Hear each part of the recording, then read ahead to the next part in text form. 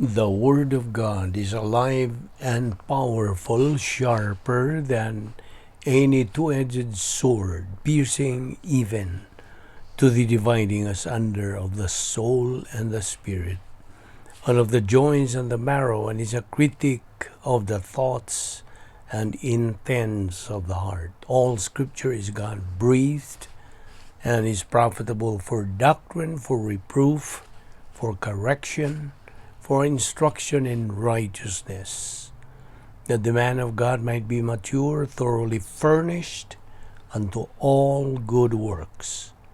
Study to show thyself approved unto God, a workman that needeth not to be ashamed, rightly dividing the word of truth. Ephesians 5:20, always give thanks to God the Father for everything in the name of our Lord Jesus Christ. 1 Thessalonians 1:2-3. We always thank God for all of you and mention you when we pray. We continually recall before God our Father the things you have done because of your faith and the work you have done because of your love. And we thank Him that you continue to be strong because of your hope in our Lord Jesus Christ. 1 Peter 4:8. Most importantly, love each other deeply, because love will cause many sins to be forgiven. 2 Corinthians 9:15. Thanks be to God for His gift that is too wonderful for words. Before we begin our Bible study today, if you are a believer in the Lord Jesus Christ, be sure you have named your sins privately and directly to God the Father. Because after you do that, you will be in fellowship with God, filled with the Holy Spirit, and ready to learn Bible doctrine from the Word of God. However, if you have never personally believed in the Lord Jesus Christ as your Savior, the issue you are facing is not confessing your sins. The issue is faith alone in Christ alone. Therefore, let us pray.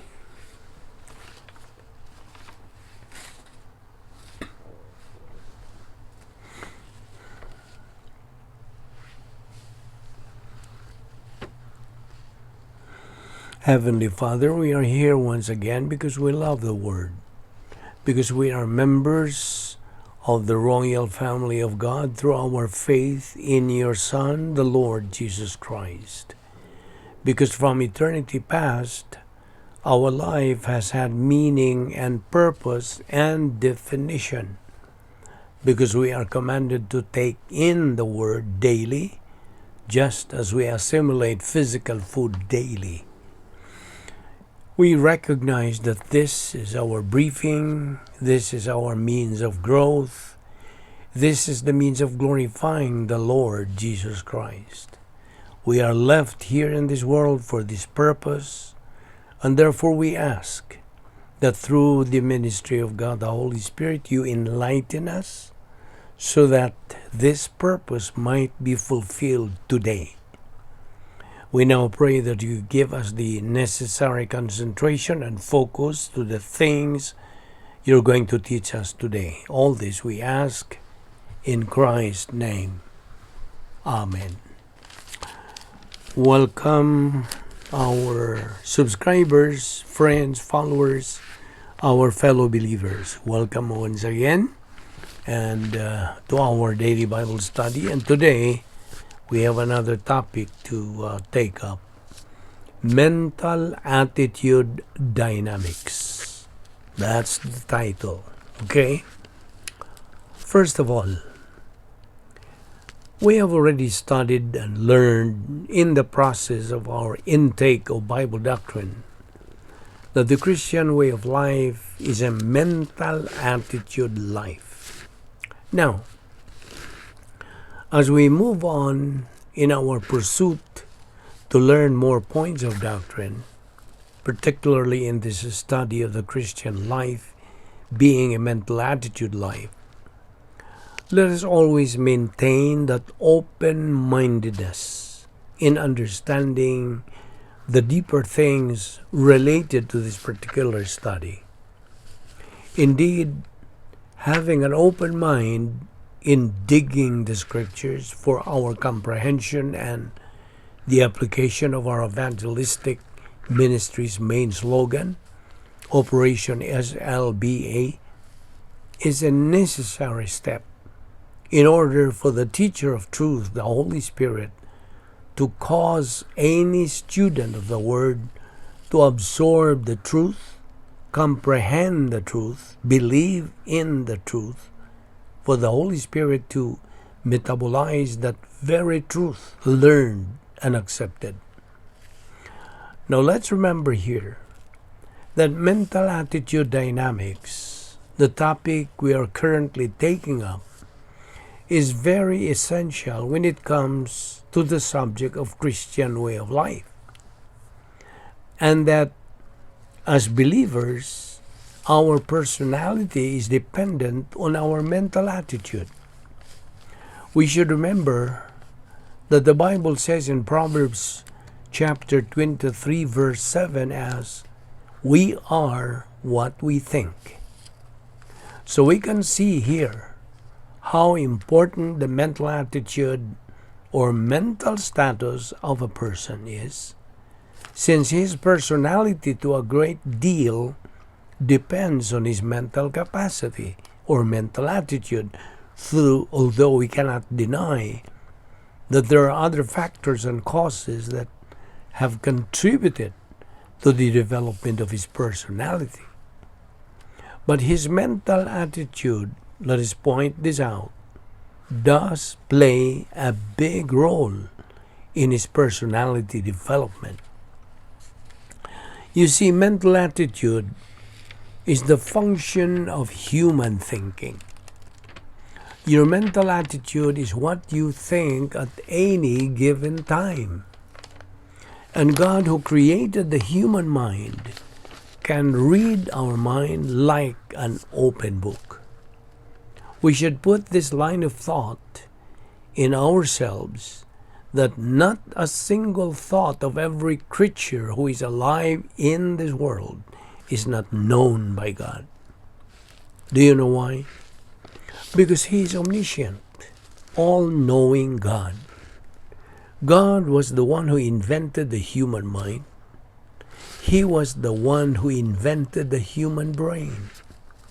So therefore, anything and everything that is in our mind is absolutely recognizable, discoverable, perceivable, accessible by God, the Creator of it all.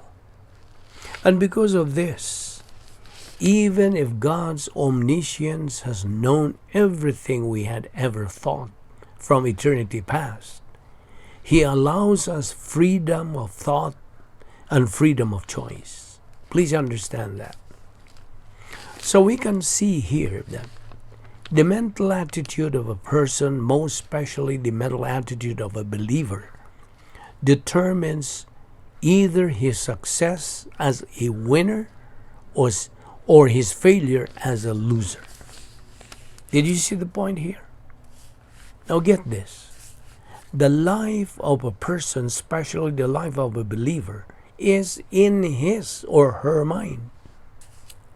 The life of every believer is determined experientially by two principles. Number one, what he thinks. And number two, what he decides. That is the reason why the law of volitional responsibility becomes very critical. Because this law of volitional responsibility does make us responsible for what we think and what we decide in life. Now, of course, you cannot make a decision if you haven't thought about it, right? Yes, it's true. You cannot make a decision without having a thought about it. So by giving a thought about making a decision makes it very critical. Since you will be weighing things, consider a lot of things before making your final yes to make that decision. And you know what I mean. Now watch this. In instances you make a decision not based on the right perspective, not in the right way, then the law of volitional responsibility makes its move. In the case of a person who makes a decision without giving a serious thought of it, God holds him accountable, answerable, and responsible for the bad decision he makes. In fact, our soul is the seat of our thinking. And our thinking is the battlefield of our soul. And do you know why this is so? Because our thinking is in our soul. Again, let us emphasize the point here that God holds us responsible for what we think or what we choose to decide. So our thinking then is all important. And we can see here that the status or state of a person's thinking, most especially the thinking of a believer in Christ, enables him either to become a winner or a loser in life. Did you get the point? The life of every believer is in his mental attitude. Still remember the point of doctrine that we have learned in the past? That the Christian way of life is a mental attitude life. Furthermore, the life of every believer is determined experientially by two principles: what we think or what he thinks and what he decides. Now this makes the law of volitional responsibility more critical to the life of every believer. Do you know the reason why? Because as we have said, this particular law evaluates believers as to what they think and what they decide. And by the way, we cannot make any decision without first using our thinking, right? You see, the life of every believer is determined by what he thinks and what he decides. So for every decision we make, God holds us responsible for it. Let's bear that in mind. You may be judged for your overt behavior, but you are actually what you think. Proverbs 23:7. You are not what you do. In other words, it is what is inside one's mind that is supposed to be the basis of our judging other people. That is why we are mandated by the Word of God not to judge our neighbor. Do you know why? Again, because it is what a person has inside of him that is the real basis to judge him. And we cannot, human as we are, we cannot read one's mind. Only God can. So we are reminded by the Word of God never to judge other people based on what they do. And get this, what you think is more important than anything else. Is this true? Yes, it is. But so many believers are struggling through life as mindless losers, full of emotion. Now, let us clarify on these things. Remember this point of doctrine. Emotion and thinking cannot go together. Okay? So, in the meantime, we stop here today and we will continue this study tomorrow. So, we will see you then, tomorrow. Let us pray. We thank you, Heavenly Father, for that so great salvation which you have freely provided for us through your uniquely born Son, the Lord Jesus Christ. We thank you, Father, for your wonderful protocol plan for each one of us, members of your royal family, which you have taught us in your word, a plan which is the best and the highest. We thank you for the fellowship that we had today. All these we ask in the name of our wonderful Lord Jesus Christ, our only Savior. Amen.